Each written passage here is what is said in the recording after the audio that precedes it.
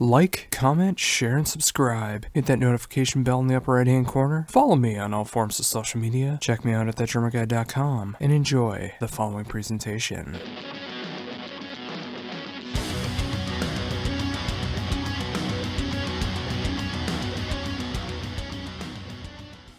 Yeah, there we go. Good. I got you, Jeremy. Good.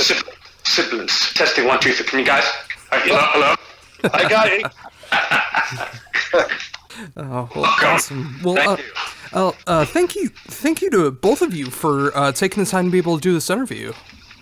Yeah, no problem. Got it. Thank you. And of course, we're here to talk about the debut album from Twain, which is going to be coming out September 6th.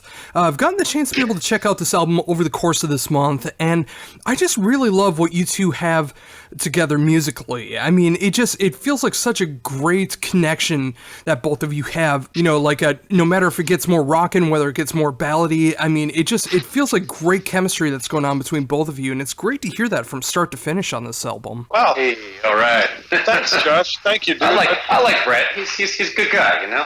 I like JD too. He's a good guy too. And now I like Josh. That's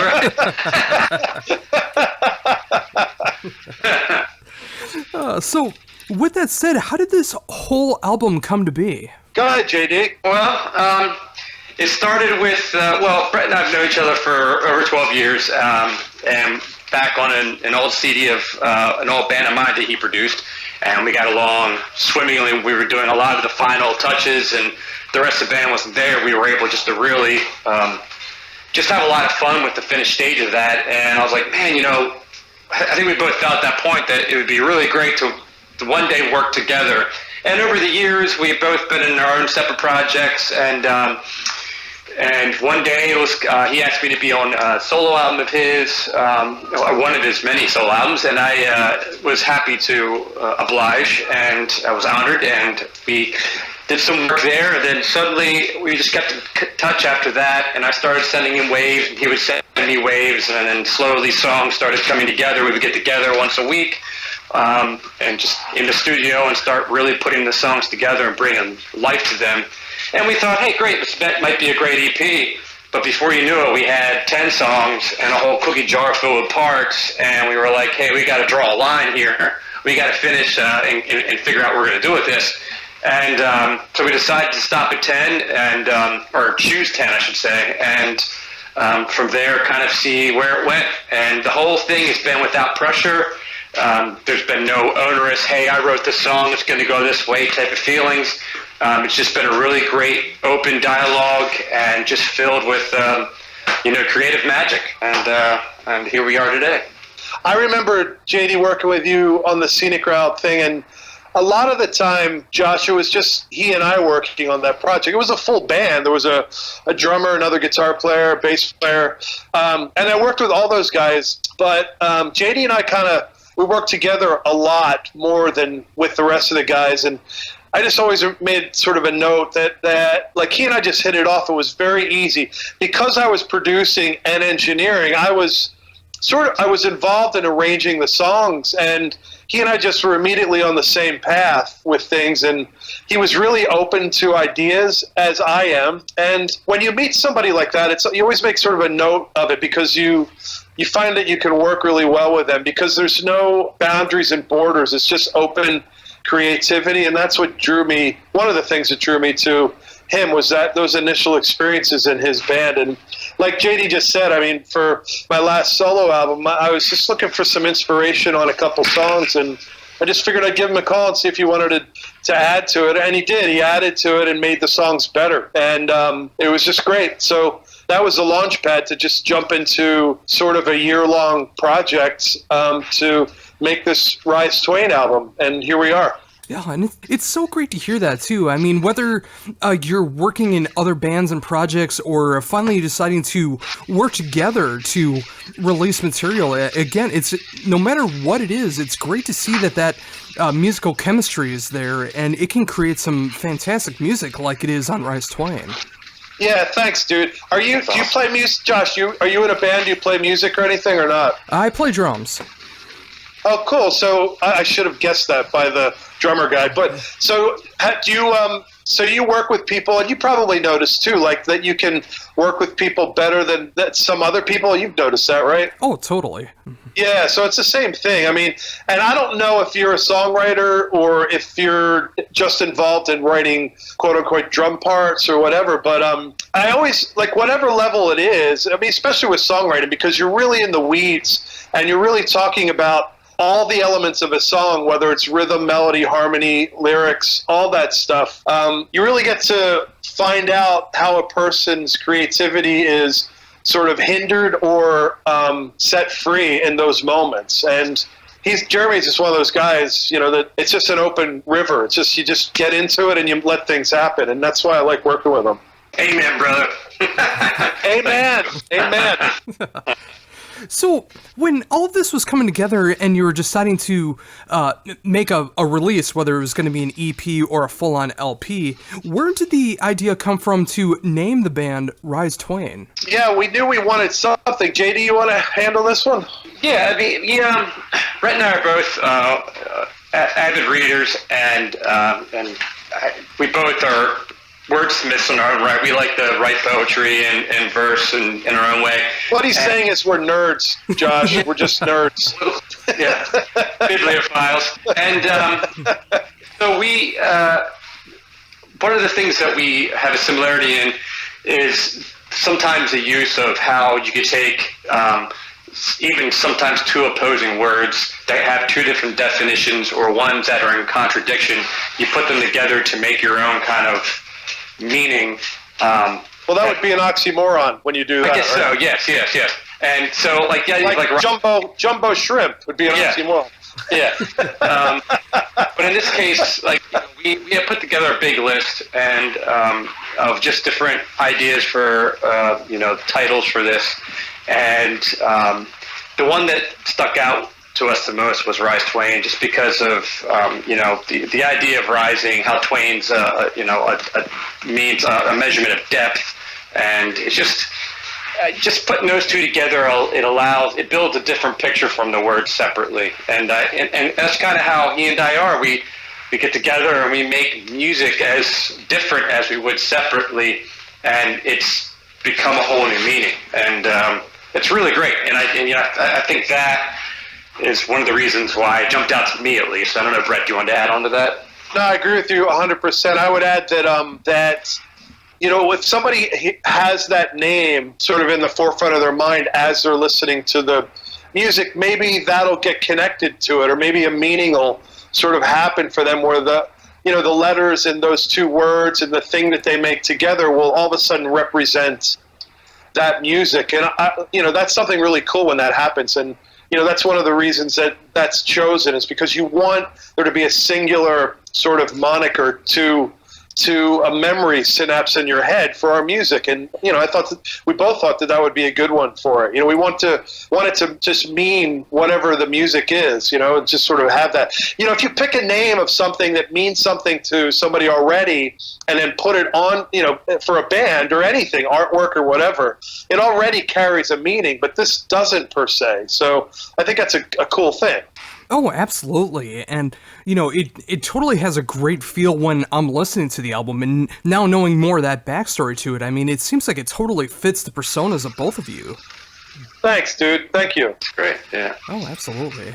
So, with that in mind, I mean, being able to know each other for so long and helping write music together and now fully going on with it with Rise Twain, what does it feel like to finally have this album coming out in just a couple weeks now? It's what's that feel like, JD? It's like I'm like a prom queen wannabe about to go off with a new dress. You know what I mean? It's exciting. It's really exciting just to be at the stage, and this whole process has been, like I said before, without pressure and so kind of effortless to the degree that it's just kind of. It's going in the direction that it's going, and that's how it was from the very beginning, and it was never put any pressure or anything behind it, and it just feels good that it has a life, and I'm looking forward to seeing it be shared, with more people, and I look forward to getting on stage and getting this vibration out, So, yeah, I was excited the other day when we put our second single out, Golden, and then I just noticed there was like over 26,000. I think your wife, JD, said 26,000 hits on it. I'm like, what the hell? You know, I thought it'd be a couple thousand or something, but it seems to be growing rather nicely. It's kind of cool. So nothing is being forced. It's just all kind of organic and just happening. I really like that. We're all working hard, and thanks to people like you, Josh, it's the songs and the music are spreading. So it's, you know, it's important that we recognize that too. Absolutely. Well, I'm glad to be able to do that, you know, whether it's playing the singles on my show, being able to talk to you guys about this endeavor, or, you know, just like getting that in-depth feeling behind it. And, you know, it's great to see that others are catching on the same way. And once people are, I think when they're able to fully experience what this album is truly about, I think they're going to see everything that you guys have in store. Yeah, thanks, dude. Did you have any favorites? I mean, you're a drummer. Was there any? I don't know if you're a song guy or if you listen to just the drums or what. But I'm just kind of curious. You know, what kind of stuff you listen to, or if any of these songs jumped out at you. You know, as the person that you are, the musician that you are. Oh, I'm totally an album guy. I love listening to an album from start to finish to see where the musicians are at that point in time, and then looking at that as its own entity rather than like trying to compare albums or bands or whatever the case is. But songs like Death of Summer, Falling Skies was another one that I loved. That Is Love is a perfect way to be able to end the album. I mean, I could pretty much pick out every song and pick out something that I do love about that particular song on the album. Wow, that's cool, dude. That's really cool. Yeah, half of the album, a friend of mine, Jordan Perlson, played on. He played on That Is Love and The Range and 3 others, and his stuff was just so highly creative from a drumming point of view that I just love what he added to it. And he's out on the road right now with Adrian Ballou doing a tour with him, and it's just one of those guys that's really creative. And I remember, JD, you remember that time, I think it was in That Is Love, you know, you were listening to, I think it was like the first verse, I was showing you what was going on with it, and you're like, yeah, it's cool. I think you were saying like it needs something, and I was like, well, Jordan has this other drum part here, and I showed it to you, and you're like, what the hell, dude, let's use that. And I was like, oh, well, I just muted it. I thought it was too much, but you were like, no, let's use it. I was like, you know what? You're right. It's great. It's really cool. It's really neat stuff. So, yeah, I'm glad you dig some of this stuff from a songwriting point of view and any other way, Josh. Oh, yeah. You know, like with being a drummer, you know, obviously the idea is to be able to accentuate what everyone else is doing on stage to make the songs really become songs. So, you know, it's like when there are great drum parts, I mean, obviously those are going to stand out and be great moments, just like what you mentioned with the final track on there. But, you know, it's just like it's so important to be able to keep that beat and really being able to set the tone for what everyone else is doing in the song. And, you know, it's what an amazing drummer that you were able to get for this album to be able to show it off. Yeah, thanks, dude. Yeah, he's really, really good. And same thing with, you know, John Beiser really did a good job, too, in a whole other way, too. Just beautifully subtle, but yet powerful. You know, like that groove at the end of Golden when it switches over to 7. It's just really transparent. You don't notice it. You're not counting it. It feels like it's in 4, but it's not. And it's really beautifully subtle. And like I said, powerful. It's great. Yeah, and that's another great thing about with time signatures. I mean, obviously there's so many great progressive bands that are able to show off songs that are in so many different kinds of time signatures. But when you're able to do something like that in Golden, where it does have that 4/4 feel, but it's not in 4/4, I mean, I think that's such a great subtle way to be able to show off different time signatures. Yeah, dude, I couldn't agree with you more. Absolutely. Because it's like what you were saying earlier, when you sort of play to sort of highlight the song, and I love when drummers are aware of that. It's like it's not about the drums, it's not about the guitar, it's always about the song and the intent that is putting forth, and nothing should ever get in the way of that. And if you don't know what the intent is, then you need to like not write that song. You need to go somewhere else and figure something else out. But I think that's so hugely important. And a lot of times people will play over top of things and just make things crazy. But I mean, that's cool. It's for like muso people and all that, but it doesn't really last long. You know, everybody I went through that phase. I went through like my Mahavishnu phase where everyone's just like playing full out, like all the time, But it just gets old after a while. Yeah, I think one of the important aspects of that 7 part where you were just talking about even is like every time that you and I play that live, we got a huge brimming smile on our face. Yeah, totally. And that alone, just that energy transfer is like, I think so important. I played in a kind of a math rock style band before, and I was always so stressed looking when I saw videos because I was just trying to do as much as I could to complicate the air. And in that moment, like that's one of those moments when we get there and we just start laughing, and it's just like this awesome, it's a great little secret hidden gem, Yeah, I remember when we were sitting at my piano, JD, and we were just trying to come up with something after that last chorus in Golden, and you just played those 2 chords off the top of your head, and I was like, dude, that's in 7. And we weren't even thinking of that, but it just felt so great. It was like, oh, that's great, let's just do it. It sounds so cool, it's just awesome. 2 chords, with lots of space. It's great. Yeah, totally. Oh, that's so cool. And, it's great to hear that as well, too. I mean, not having the chance to be able to hear the songs live yet, but I just imagine that the songs have so much more power in that live setting than they already do on the album. Yeah, they definitely do. Even, Josh, even with just JD and I playing together in a room, there's a lot of emotional weight that because now we've played them a few times more than the album was this hugely spontaneous moment, just captured and recorded. But now that we are able to really get into the performance of it, it's like, oh man, you really just get like choked up and emotional, and it's like you really get into the characters of the people that the songs are portraying. Whoever those people are, you start to feel that. It's so fucking awesome, man. I love it. Oh, yeah, and, it's great to see that, too, and then just seeing that reception, from the stage and seeing how people are either hearing the songs for the first time or if they're going out and seeing you again, just like getting that live feedback of how the songs are and just like exchanging that power of these songs that you just written in at home or in the studio and then being able to translate them live. I mean, that's such a great feeling. Yeah, no, you're totally right.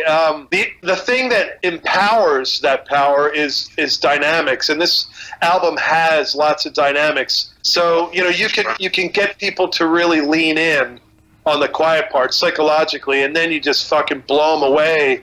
It's like with that weight and that power of that volume, and it's just great. Like I love that dynamic stuff. It's like it's in this album. It's in all of my favorite albums. From Led Zeppelin to whoever. But it's just like you hear that needle drop, like really quiet, and then it just gets really big. It's such a cool tool to use in a live performance. Oh, absolutely. So, with that in mind, I mean, obviously with the album coming out in just a couple weeks now through Inside Out Music, getting together and being able to play live shows now and promoting the album, what's going to be coming up after the release of the album? Yeah, great question. Jay, do you want to take it or do you want me to? I'm going to start. Right now, we're just looking to get it on the road, play in front of people, travel, and be able to share it and share the space with other musicians as well. We definitely we're going to put our minds together again for a follow-up album. We definitely have enough parts and half songs and songs crammed into a file somewhere that, and I'm sure there's going to be a lot more coming out of us. But that's pretty much what it looks like from here on out. Brett, do you want to add? Yeah, I just want to take these songs and see what they can do live and develop the relationship that JD and I have to an even greater extent in a live area. And then, just keep on going, see what happens. Just keep writing. And, I think this live performance thing, I feel at the top of my game right now. And I want to just pursue that as much as possible. And this is a great theater and great arena to do that. I don't care, dude, if it's an open mic in front of 7 people or, in front of 700. I just want to play these songs and make people really feel the intensity of them. That's all I want to do.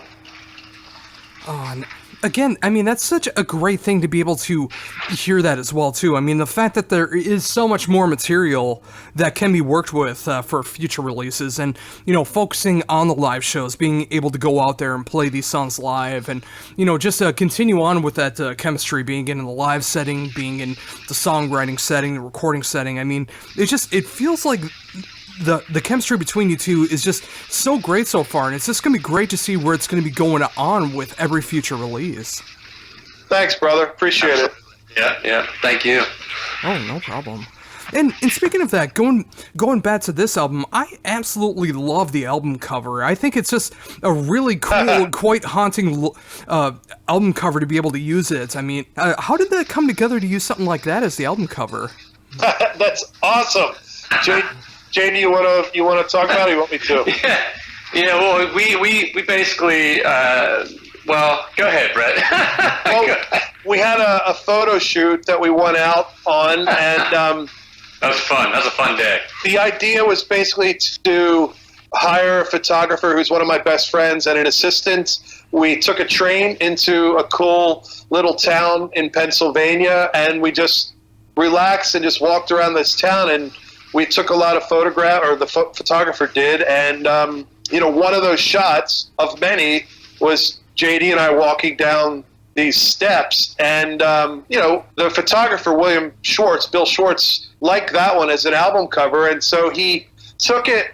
You know, he's like one of those guys, Josh, where he can't manipulate anything electronically. Like he doesn't want to do that. Everything has to be organic and analog. So he took the photograph that he had, projected it on a wall to get all this texture, then took a photograph of the projection on the wall that had all this great texture, and then added in these cool, just sort of like weird colors and stuff. It made it almost like this, almost like a camera that you would see sort of like in a spy movie or something, or like out back in an alley. And one of the shots, you're going to see it. I don't know if you've seen it yet, Josh, but for the vinyl, we projected it onto this really cool painting that another friend of ours did, and it adds. So it's the same photo, but it's on top of this color background, and it's so neat. And all the artwork actually in the album is stuff that JD and I and Bill put together, and the inside of the CD is going to have a lot of really cool contrast to that haunting cover. It's going to be really neat. Oh yeah, and I love that between the vinyl version and the other version of it too. I mean, whether it's like the black and white with the subtle use of colors, or the vinyl version where it does have it on top of that very colorful painting on there. I mean, just like the contrast of the yellows and the blues. I mean, I think that really worked out well with that, and it's great to see something that as simple as a concept as walking down a set of stairs can lead to something that's powerful as it came out to be. Yeah, dude, thanks. And especially since the name of the band is Rise Twain, it's kind of it's sort of ironic. We're actually walking down the steps. That's kind of cool. I love it. Or is it that we're walking up? Who knows? What, you don't walk up steps backwards? That's what I do. Exactly, dude. That's great. Oh, that's fantastic. And thinking about that again, when promoting this album, you want to make sure that you have like a great first impression or second impression with it, and obviously that comes with releasing the singles. Like, how did you decide on what songs to release first to be able to promote the album? To be honest with you, our project production manager, her name is Jessica, who's an assistant, works for Thomas Weber. She suggested these songs, and we were just kind of like, yeah, this is great. JD and I are so into these songs anyway. I think it's really advantageous to get a sort of a little bit more objective point of view. And she actually also resequenced the album, and I think in a brilliant way, to make it work for the vinyl. And then I was like, this has to be the way it is always, like on the CD and for everything. And I remember calling her and I said, can you do that?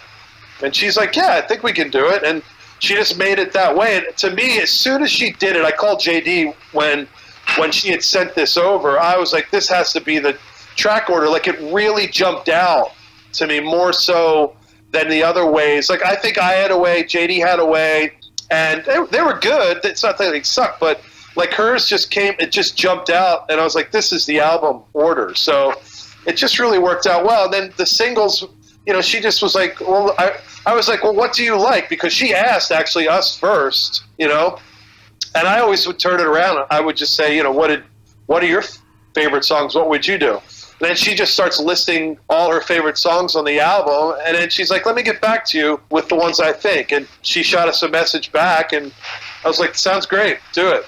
There's nothing precious that I'm protecting and JD's protecting. We're just really just going with the flow, and that's why this whole project has been really open and advantageously free. You know what I mean? JD, would you agree?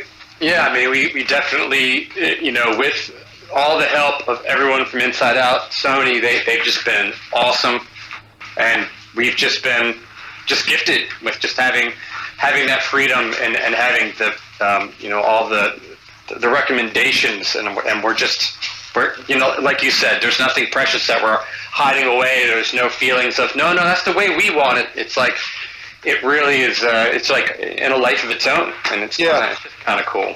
Yeah, exactly.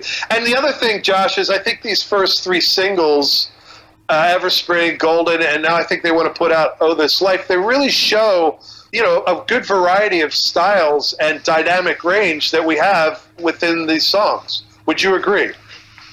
Yeah, I absolutely agree with it. And, you know, it's like, I love the fact that Oh This Life might be a single as well, too, because, you know, it's just like you're getting three quite different songs off the album, but it doesn't give away everything off of the album. For me, I love it when a band is able to release songs off the album where it shows a good representation of the band and where they're at right now, but they don't give away the entire album. And I think that's the case here, because there's so many great, powerful songs throughout the entire thing. And, of course, the track listing, which is just fantastic. I love the way that that's set up as well. You know, it's just like, it's great to be able to choose a couple songs from the beginning and then one from the middle. That way you still have the ending and you're curious about where it's going to go from there. Yeah, totally agree. Absolutely. That's so nice of you to say it.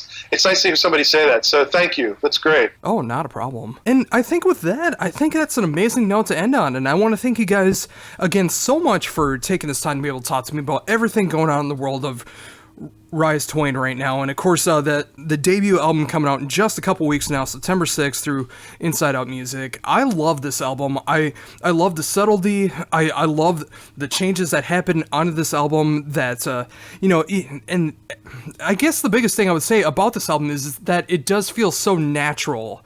I love when an album sounds natural between the songwriting and the musicians that are playing it, and it's just great to hear that from start to finish when it comes off so natural that the fan base also can appreciate it that much more. And again, I just want to thank you guys for taking the time to be able to talk to me about all of it. That's very sweet. Thank you so much, John. Yeah, let us know if you want us to help promote what you're doing, as far as like if you're going to publish this or release it or whatever you're going to do, whenever, just let us know, let the label know, and then we'll just send people your way. But thank you so much for your time, dude. I really appreciate it.